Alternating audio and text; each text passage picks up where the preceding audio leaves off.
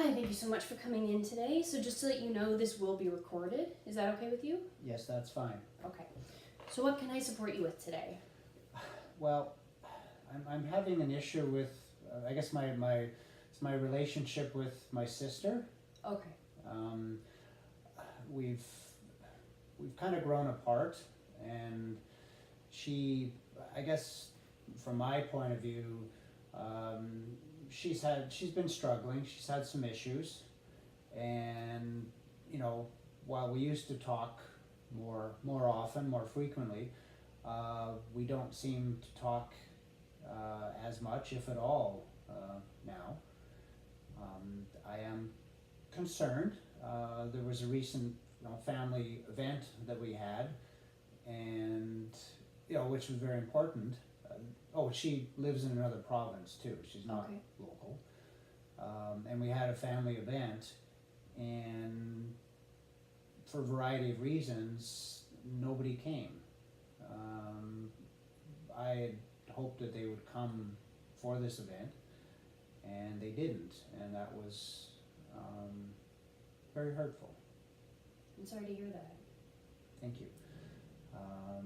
And it's I've tried to help her out on many occasions, and still do try to help her out, but I think there's some issues that I'm not a trained professional. I don't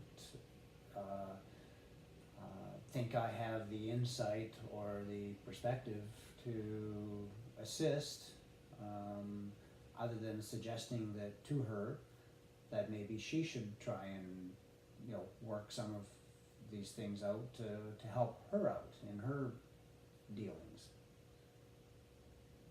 Okay. So what I'm hearing from you is that there's still a lot of concern because there's still a strong connection between you and your sister. Am I right? That's true. I mean, it's with our family. That's her and I are the only two, direct family. I mean, obviously, I have my family with my wife and my children, but with my family that I grew up with, she and I are all that's left, and so, and she's older than I, so I mean, obviously, I've known her all my life, Right. and so it's very concerning to me. I'm really sorry about that. So what's the best way that I can support you today?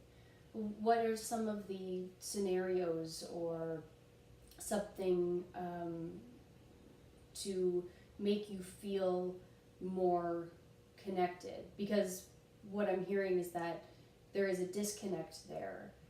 Is that, would you like to bridge that gap, or would you like to feel like this is something that you want to feel more okay with? Because from what I understand, the family event was very important to you, and am I correct in saying that it was a betrayal? I suppose there was an expectation, because not too long ago she had an important family event with her family, her children, and we participated. We were part of that. And while I wasn't necessarily just looking for a reciprocal arrangement, I guess there was an expectation when you have family events that family will want to participate in them. And other family did, like when other members of our family, like on my wife's side, they were very supportive and made the effort. And as I mentioned, coming from a different province, there was there was a financial cost for people coming down, driving or flying, and finding a place to stay, and so I certainly appreciate that it was, it's more difficult for some people than others, and but I really had hoped that that there would be an effort made, or trying to find a solution. And I guess overall, it's I'm more concerned personally about her. I would like to know that she is helping herself to do whatever she needs to do to feel good about herself and about her life. And if that involves me, fine. If it doesn't involve me or my family, that's, I could probably live with that if I knew that she was, that she was okay. Because that's what I'm probably more concerned about, not just the impact it had on me and my family, Right. but the fact that it was indicative of things that she feels she can't do or doesn't want to do, which is probably even, if she can't do, if it's financial or whatever, I mean, that's fine. I mean, everybody has different circumstances. If it's something she doesn't want to do, well, that's more concerning, and not just her, but her, like the rest of her family. She has grown children, Yeah. my nephews, and they were obviously free to make their own decisions about coming down to see us, and none of them came either. So that was, so it's not just, the problem is not me and how I feel about it. It's more of a sense of concern for my sister, and her children, again, as grown adults, they're free to make their own decisions. Right. So What I'm hearing is that you feel perhaps that you are responsible or for protecting your sister. Is that correct? I suppose when you get right down to it, I mean, as I mentioned, there's just the two of us left. Both our parents are deceased, and even though she is older than I am, as I mentioned, I feel that, I mean, I've been very fortunate with the life that I have, and the great family that I have, and I'm very happy for that. And work opportunities have moved us around the country a little bit, and some of the decisions, many of the decisions that my sister and her family have made, personally, I would think were not particularly sound ones. But again, that's, they are free to make whatever decisions they want, but the fact now that she's retired from her job and is a pensioner, senior citizen, I guess, it's concerning that it bothers me that she's not not happy with her life, and that concerns me, because your family dynamic, I mean, you move apart, you have your own family, but there's still that sense that you don't want to see anybody in your bloodline family be hurting. It must be really hard for you to see that. Yeah, it is. I must admit. And so that's and I guess I've stopped reaching out, I guess, recently, just because I was very frustrated and disappointed with their no-show at our family event. So, but again, she's, we're all grown adults, and I wish her nothing but the best, but yet she will always be my sister, and I will always have a concern for her. There's no question. It seems like you really care about her, and it's very important to make sure that her well-being is almost as highly prioritized as your own. Is that right? Yeah, Yeah. you know, and if she wants to include me, I mean, she has her own life, and you know, her husband and her family where she lives. You know, that's fine. I'm not saying that.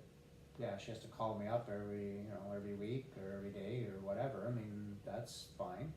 But just if I knew that she was in a good place, I mean, that would bring me some. I don't know if solace is the word, but happiness that even if, because we do have different lives. I mean, she tends to live more in a sort of a rural setting, and we're in an urban setting, and so I realize that there's differences. Mm-hmm. But that's fine. I mean, I don't care about that. You know, but if I just knew that, or I could know that she was, you know, happy in her life choices and doing what she wanted and was content, that would be very nice for me. And you said that there has been a change or a shift in the amount of communication one-on-one that you've had with your sister. How has that been for you? Well, it's concerning because at least when I used to speak with her, I'd have an opportunity to sort of gauge, you know, where she was at and you know what she was doing, not physically where she was at, but I mean what she was doing, how she was feeling, how she was coping with various things, and you know, now we've gone away from talking on the phone much. Still communicate, but it's mostly by texts and things like that, which again you get a little bit of insight, but it's not as interactive obviously as a phone call. Right. But yeah, the avenue's open. I could phone her up, and I guess because of how things happened, I've elected largely not to say fine. It's if that's the way, you know, you have shown your, you know, how you feel about my family, and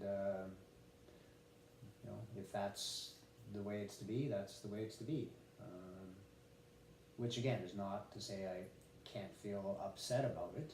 Of course. So And what I am hearing and what I would like you to know is that I can tell how much you care about your sister and that your family is incredibly important to you.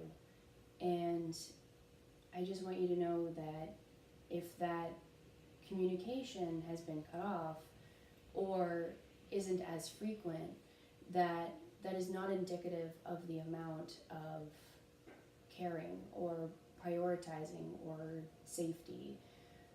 I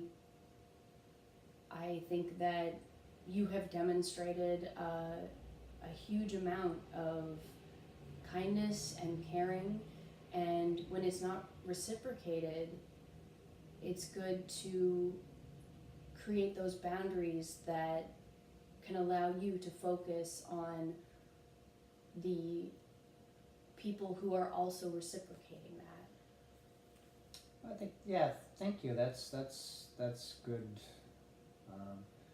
It's a good way to put it, and it's good information, because I think that while I'm not out to change things necessarily, I guess what I'm looking for is, you know, moving forward with a new relationship, and yeah, so I guess that would be very helpful for me to know that, you know, I'm doing what I can, and if it's again if it's not to be, it's not to be,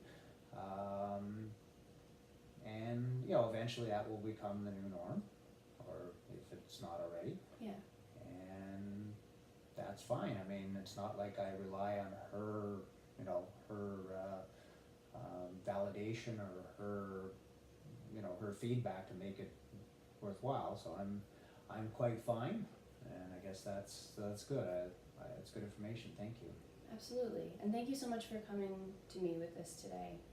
Thank I you. really appreciate you speaking with me. Thank you for listening, and thanks for your advice. Very much appreciated.